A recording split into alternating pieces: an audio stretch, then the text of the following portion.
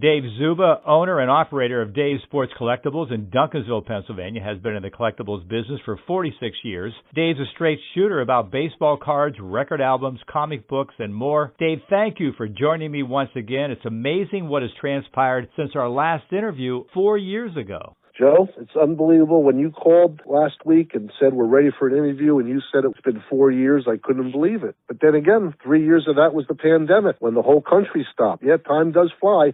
First of all, why do people collect? Joe, it brings them back to their childhood in most cases. I know for me, when I was a kid growing up in New Jersey, I collected baseball cards, coins, comic books, and record albums. 60 years later, I'm now dealing coins, comic books, baseball cards, and record albums. Every morning I wake up, it's like I'm in my childhood again. That's the escape people have. They work all day. They take the kids to hockey practice or dance school. They need a release. They go back to what they enjoyed as a child. So how did you get started in the collectibles business?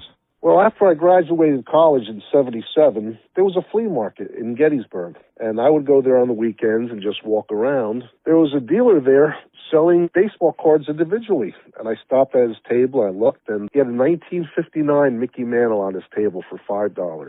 And I said to the guys, are these things really worth money? He said, oh yeah, people are buying old star baseball cards. Right out of college, that was my first purchase of 59 Topps Mantle. Then I started going back every week. If I had an extra $20 that week, I bought more. And before you know it, 3 or 4 years went by, I had amassed so many that I said, you know what, if I sold my doubles, I'll have more money to buy other ones that I want. And that's how my business started. It was not planned that way. It just happened. And what's amazing is, and I'm sure you had this happen when you talked to people about you having any old baseball cards, they thought you were crazy. And I'm sure that there were people who just wanted to give them away to you. They have no value. And people thought, what? This guy wants baseball cards? Oh, yeah. Back in the 50s and 60s, when the hobby first got started, if you were over the age of 18 and you were playing with baseball cards, you were kind of looked at as being odd. Guys would get together either in a hotel room or somebody's basement and trade their cards. And what happened then, in 1979, Jim Beckett produced the price guide. And at that point, you could look up the prices of the cards that you accumulated. And that really was a starting point of conventions. And a 1952 Mickey Mantle at that time was worth $300. That really then alerted people, hey, these things are worth money. But you're right, though, people still gave them away or threw them out. To them, not worth anything. Each year it seemed to increase more and more interest, and you saw adults coming in who were very, very serious about collecting. Oh, yeah. In 1981, Topps wasn't the only company anymore. Fleer and Donruss started producing cards. So at that point, people had a choice of 3, and most people wanted to get them all.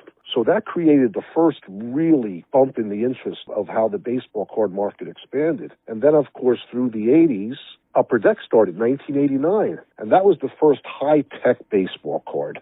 Shiny, in color. People went crazy. And from that point on, different companies were making all different cards. They were putting inserts in, and it really exploded at that point. It actually exploded until the baseball strike 1994. And that really annoyed people and really ticked them off. And because they were mad at baseball, they were also mad at baseball cards. That really gave us our first real downturn in the business. And prices dropped and interest dropped, went by the wayside for a few years. It was not a very energetic hobby anymore. Well, just like everything else in life, collecting also turned into people essentially looking at baseball cards as an investment. The investing end, of course, started in the mid-'80s. Let's say their favorite player was Don Mattingly. They would buy 100 or 1,000 of his card, and whoever else the hottest rookie might be, whether it was Jose Canseco, Barry Bonds. People invested a lot of money in those things. And then the next thing that started around 1999 were the grading companies. Now you had a place you could send your cards to, and on a scale of 1 to 10, they would grade the cards. And based on the grades you got, that determined the value of the card. And that really exploded the business, too. The higher the grade, the much more valuable the card was. So people were sending cards in by the thousands to try and get these high grades and maximize their investment. You've heard this, I'm sure, a million times. So I have these old baseball cards. Their idea of what old is, it maybe is 25, 30 years old. Plus, old doesn't necessarily mean valuable, does it? That's true, Joe, and you're exactly right. When I started my business in 1981, if someone called and had 30-year-old cards, they were 1951 or 1952 Topps. That was the greatest. Now in 2023, if someone has cards 30 years old, it's 1993. I don't even know what they are. I have always just specialized in cards from 1981 and before. And all this newer stuff, people bring it into me and show me these shiny cards and tell me this Tom Brady rookie from 2001 is worth $10,000. I have no idea, to be quite honest with you. The prices of the new stuff is just crazy when you see them advertised on eBay or what they sell for. I just shake my head. It's amazing. A Tom Brady card could sell for more money than a Willie Mays rookie. It makes no sense to me, but it's happening. And in reality, these prices are way overblown at this point. And even like condition of the card too. There might be two Tom Brady cards, but if one's off center or one has a bad corner, it's worth 10% of what the other one's worth. Everybody thinks their cards are mint. I get a call all the time. I have old cards and they're perfect condition. They're in holders. Far from fact. Two of the cards that get a lot of interest are the 1952 Mickey Mantle and also the Honus Wagner card. So explain why the value of those two cards is so high. Well, let's start with the Honus Wagner card, which was produced in 1909 from Piedmont Tobacco Company. Those cards were inserted in packs of cigarettes. Now, legend has it that Honus Wagner disapproved of smoking tobacco for children. So when he heard they were putting the card in cigarette pack, he was going to sue the company unless they pulled the cards out and didn't produce them anymore. I personally think there was a break in the printing die of that card. Because if you look at photos of Honus Wagner all through the years when he was coaching and playing, he had a wad of tobacco that could barely fit in his cheek.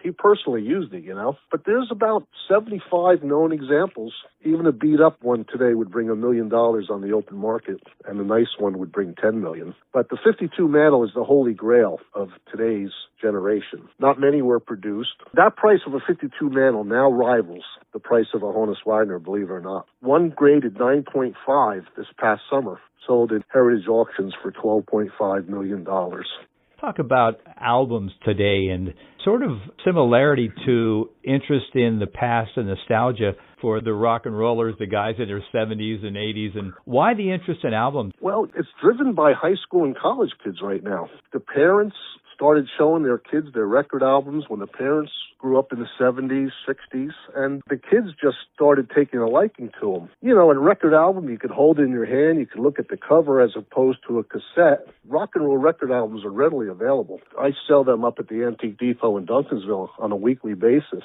Most of my customers are high school kids and college kids. The parents handed them down the records. They're producing record players again. You can go to any electronics store, buy a nice record player now, and it's a rip-roaring hobby. It's kind of like pop culture. There again, parents collected baseball cards as a kid and passed it on to their kids, and now it's the record album business. It really is fun to watch how the parents come in with the kids and how they interact together. It is a lot of fun. Well, let's talk about Alan Rosen, Mr. Mint. You work with him. It would not be an understatement to say that he was bigger than life. Explain to our listeners who he was and how influential he was in the card business. Yeah, Alan Rosen got into the hobby in the late 1970s. Just like a lot of people, he went to a show and was buying back his childhood. He was buying so many, but he always looked for the best of the best. If a Mickey Mantle rookie was creased in half, he didn't want it. He looked for the most pristine cards. And by doing that, he started his business and called himself Mr. Mint.